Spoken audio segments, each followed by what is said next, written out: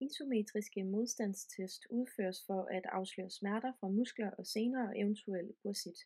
Her undersøges for smerter i iliopsoas, rectus femoris, bursa iliopectorae, adductor og gluteus medius.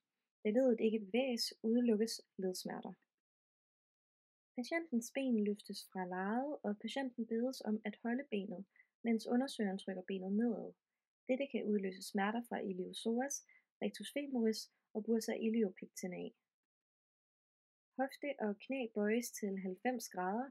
Undersøgeren laver modhold nederst på låret, og patienten trykker imod hånden med hofteflektion. Dette kan udløse smerter fra iliopsoas. Dernæst laves modhold nederst på underbenet, og patienten trykker imod med knæekstension. Dette tester rectus femoris. Begge ben bøjes, fødderne holdes samlet og knæene spredes. Undersøgeren placerer en underarm mellem knæene, og patienten bedes om at klemme knæene sammen med en adduktion. Dette tester adduktorerne.